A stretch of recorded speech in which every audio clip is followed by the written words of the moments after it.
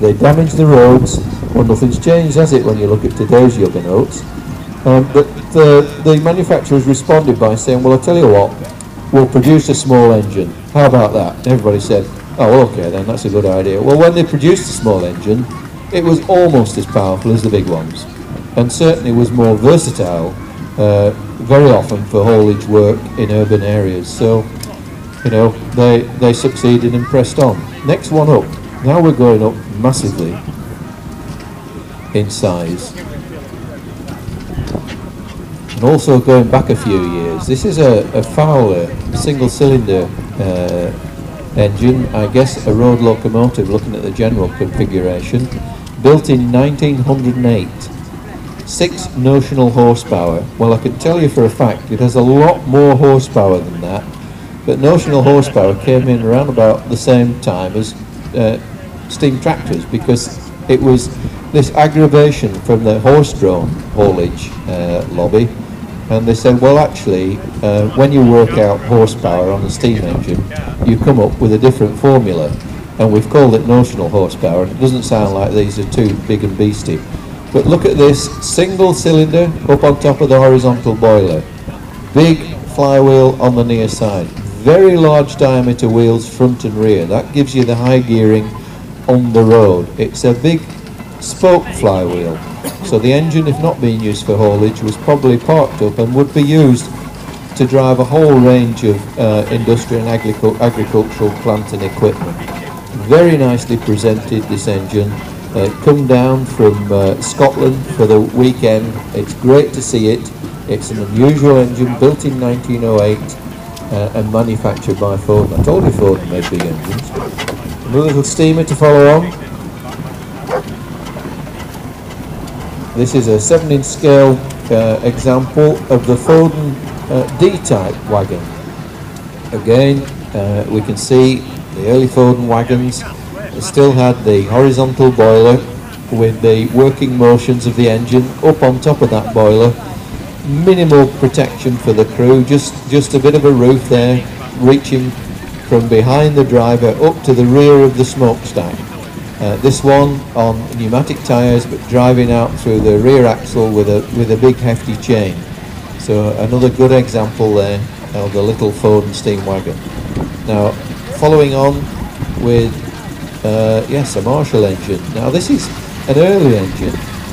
So delighted to see engines like this. 1893, this Marshall. Marshall were around for many years. Look how the front axle is set way back under that horizontal boiler. Now, that presumably is just a feature of the early design, the late 19th century. And here we've got this wonderful example of the Marshall agricultural engine. No cab, no canopy on an agricultural engine, crew out in all weathers, big spoke flywheel on the near side, single cylinder, and it's a big single cylinder up on top of the horizontal boiler. They were very basic. They did a huge job.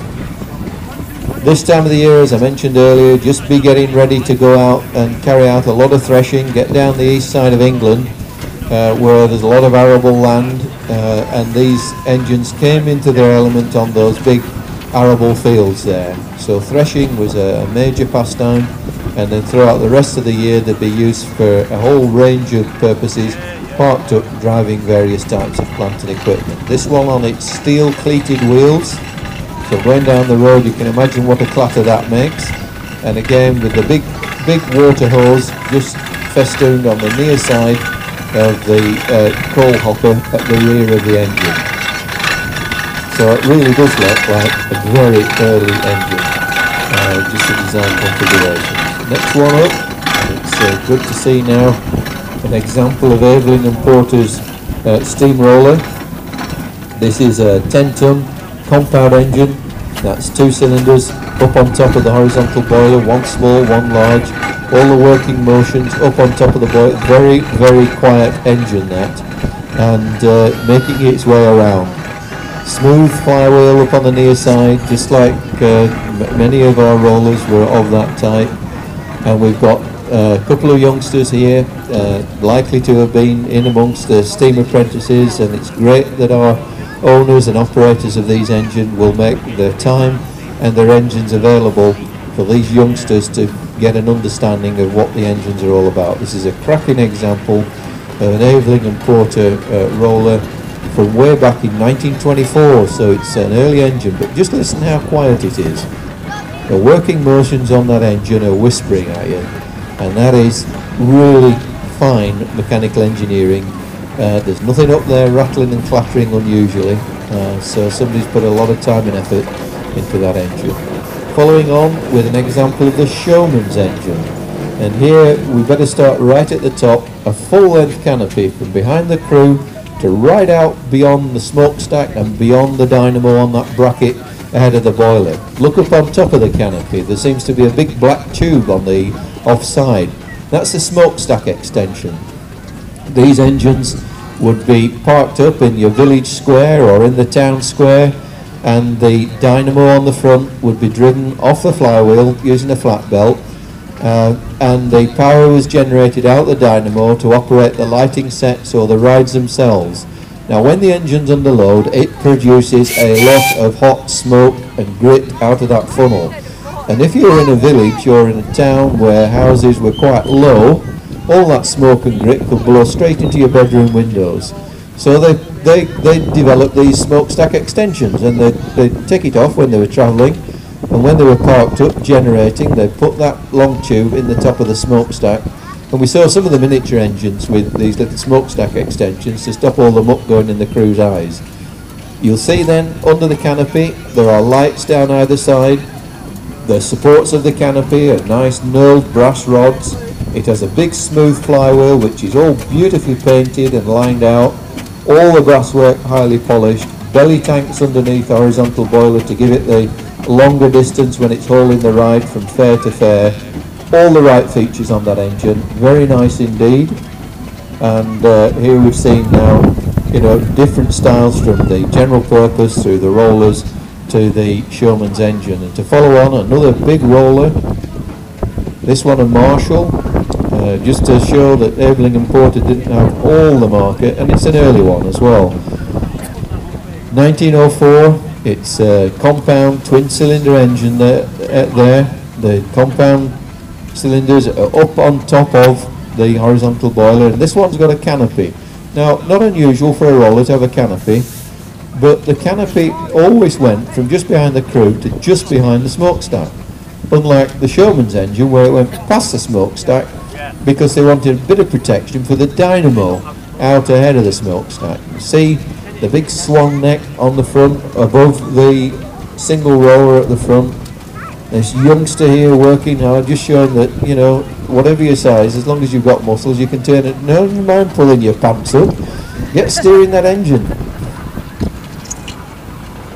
And there he is, look at that.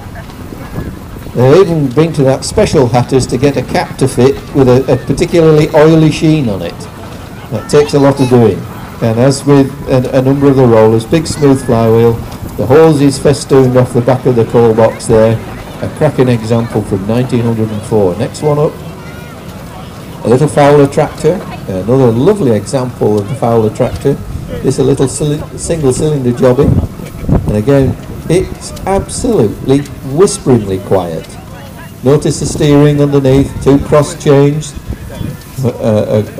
linked up to a horizontal steering bar underneath, so when he turns the wheel, the gearing turns that bar and the chains move one way. There's a little bit of suspension. Notice one transverse leaf spring underneath the boiler onto that front axle to just get a little bit of cushioning. Solid rubber tyres on it, beautifully painted and lined out. A little bit of a canopy from just behind the smokestack to over the driver. And again we can see the water hose coiled up there on the back of the canopy.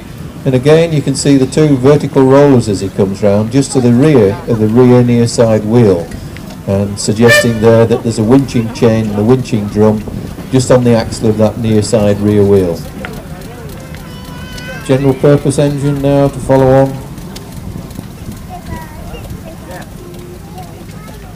Aveling and Porter, big open engine here, no canopy on this one. Men who drove these, isn't that right fellas? You have to wear a cap though, just in case. But again, a lovely example here. This is a real working engine. They worked in all conditions. They would travel from farm to farm or quarry to quarry. They'll be used by private and national foresters to drive saw benches and other pieces of timber handling equipment.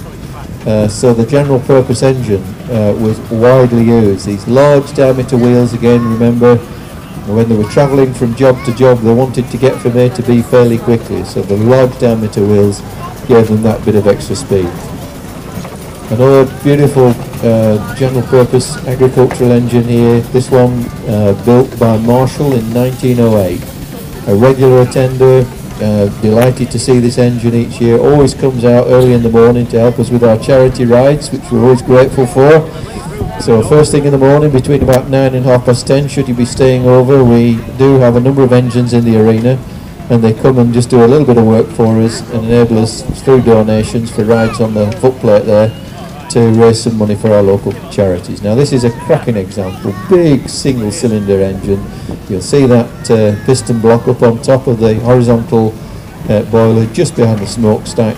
You'll see the governor just above the connecting rods behind that block, and that the governor has two sort of suspended solid balls hanging from it, and that will spin and govern engine revs when you're driving, when you're static and driving plant and equipment off your flywheel. Just some rubber rings attached to those steel cleated wheels, a little bit of cushioning and silencing, and a very nice example. Next one up, little burrow tractor, and again this is a little compound engine, 2 cylinders. The tractors very often were like this, and as I said before, perhaps 2 or 3 gears on it. And again, driver and crew up on board.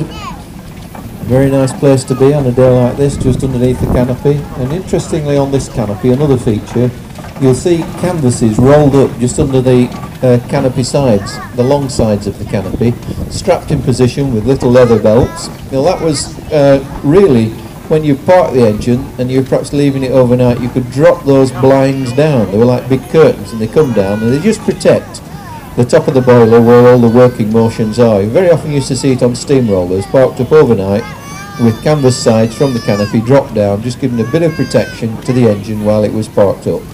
And that's a good example. Again, that little tractor with its belly tanks. Next one up is not a steam vehicle, but it's an Aveling and Barford very early diesel roller. These were very often used as pavement rollers and used on very narrow lanes where you couldn't get a big steam roller, and they were quite common in the sort of 50s and even later. This one built originally in 1949, and I just noticed, pointed out to me, that it was supplied and used by Lancaster Moor Hospital, which was a very, very large psychiatric hospital at Lancaster, and they would have been used to maintain all the roads and paths and footpaths on the site, which spread over many acres. So we'll just get all of our chaps in line. It is said that you had to have a man with a red flag running in front of a steam engine. There's an element of truth in that, but not an awful lot. But certainly engines were required to have an audible means of warning, because some of you will have noticed when we move these engines, they are very quiet. They're big, they're powerful, and they're immensely quiet. So do take care and do give way to the engines and the stewards when we move these vehicles.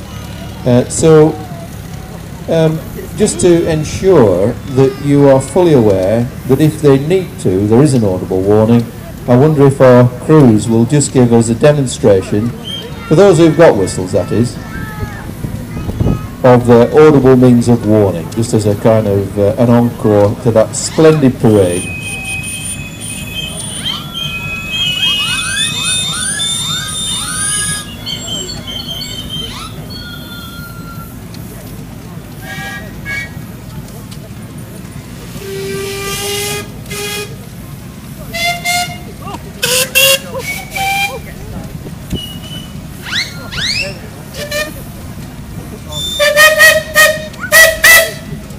Well, thank you very much.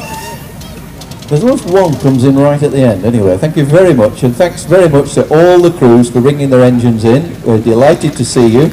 You've put on a great show for us this afternoon.